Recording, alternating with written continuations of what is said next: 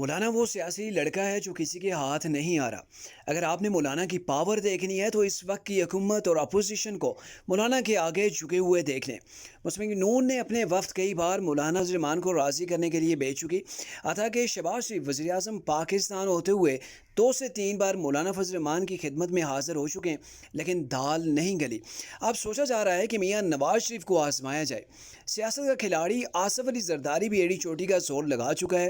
بلاول اپنی نیم اردو اور میٹھی زبان میں مولانا فضل الرحمان کو قائل کرنے میں ناکام رہا۔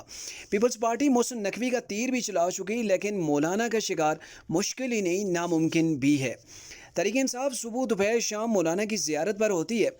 عمران خان جیل سے مولانا کے گیت گا رہے ہیں، لیکن مولانا بڑی چلاک لڑکی کی طرح مسکرا کر نکل جاتے ہیں۔